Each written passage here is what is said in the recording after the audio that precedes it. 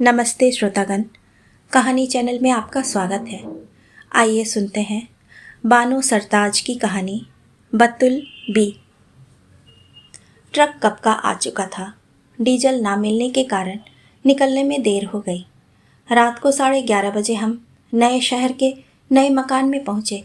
खाना रास्ते में ही खा लिया था। किसी तरह पलंग डाले और सो रहे। सवेरे हैदर ने फ़ोन करके थाने से 3 सिपाहियों को बुला लिया। दोपहर तक बहुत सा सामान उन्होंने तरतीब से लगा दिया। एक सिपाही होटल से खाना ले आया। फिर तीनों को छुट्टी देते हुए मैंने किसी महरी को ले आने के लिए कहा। रसोई घर का सब सामान धो पोंछ कर लगाना था, जो मेरे अकेले के बस का रोग न था। आधा घंटा आराम करके मैं आसिया और इमरान को पत्र लिखने बैठ गई। बदली का हुक्म आने के तुरंत बाद से पार्टियों तथा भोज निमंत्रणों का जो सिलसिला बंधा था, वह ट्रक में सामान भरकर रवाना हो जाने के बाद ही रुका था।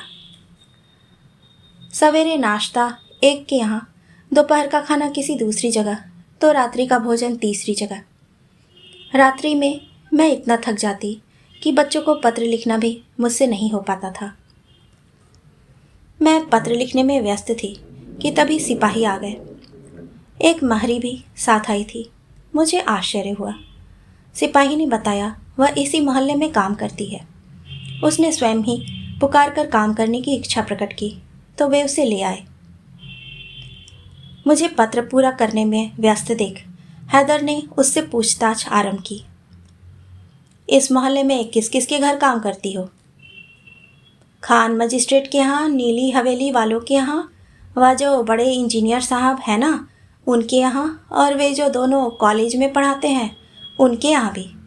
सच तो यह है कि मोहल्ले में जितने भी बड़े लोग हैं उन सबके यहाँ मैं ही काम करती हूँ। सामने वालों के घर काम नहीं करती क्या? हैदर ने संकेत से पूछा। उनसे हैदर की जान पहचान थी। उन्हीं की सहायता से हमें यह मकान मिला था। बहुत ही रहस्यात्मक ढंग से वह स्वर दबाकर बोली।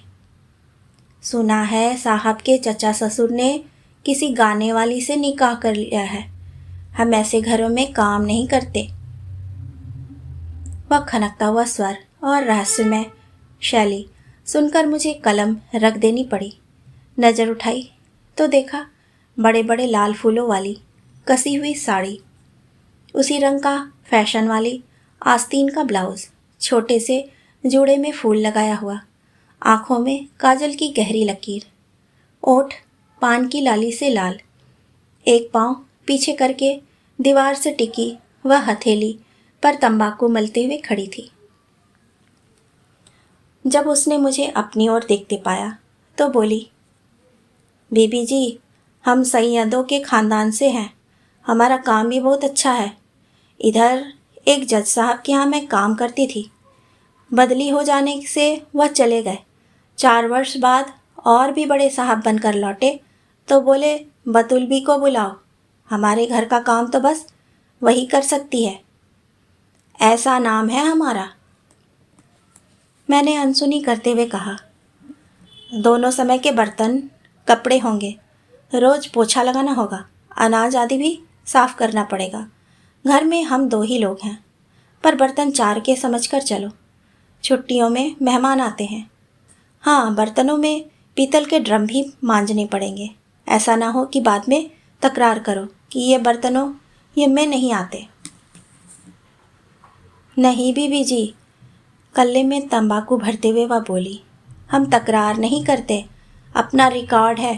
एक बार जिसके यहाँ काम पकड़ लिया फिर छोड़ा नहीं।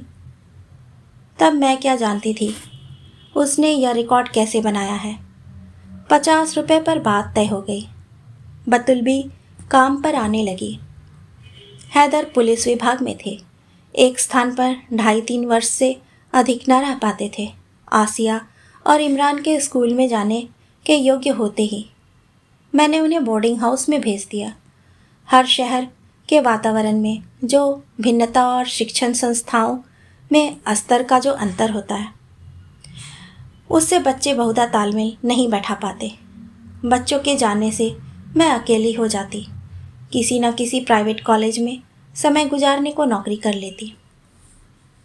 दूसरे दिन बतुल भी काम पर आई।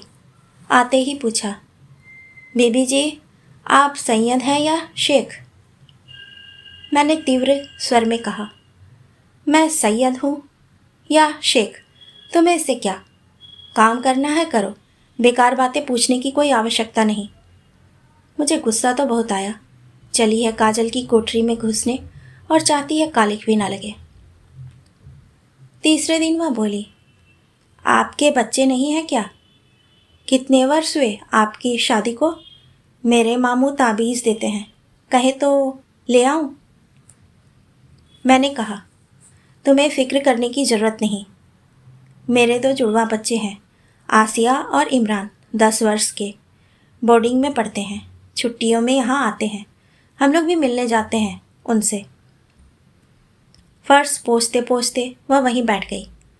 कमर में खोसी हुई थैली निकालकर तंबाकू रगड़ते हुए बोली, आपको बच्चों की याद नहीं आती? अपने को तो कोई लाख रुपए भी दे तब भी अपने बच्चों को नज़रों से दूर ना भेजो। आपका मन कैसा होता है? मैंने उसे घूर कर देखा। मेरे बच्चे पढ़ेंगे लिखेंगे, बड़े आदमी बनेंगे।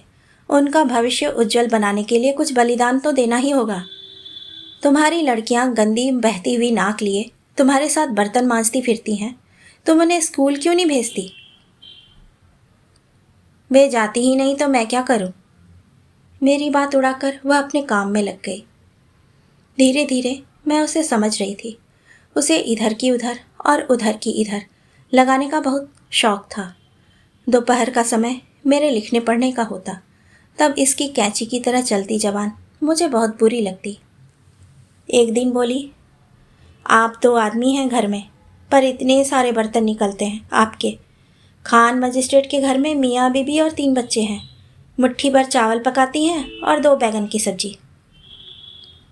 मैंने टोका, बतुल भी, दूसरों के घर में क्या पकता है क्या नहीं, मुझे इससे कोई मतलब नहीं। वह मन मारकर चुप रह गई।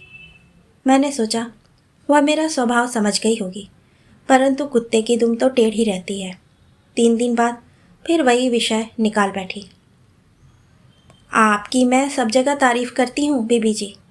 वह 7 नंबर के मकान वाले हैं ना, इमली के पेड़ के सामने वाला मकान, एक से एक बढ़िया श्रृंगार करके निकलती हैं माँ बेटी।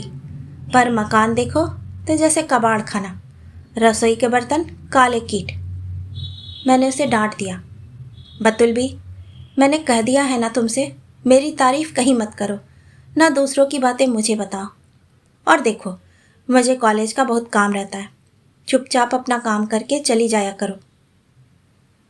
वैसे उसके काम से मुझे कोई शिकायत नहीं थी, इसीलिए एक दिन सामने के मकान वाली श्रीमती कादरी ने जब कहा कि आपने बतुलबी को काम पर लगाकर अच्छा नहीं किया, तो मैं चौंक।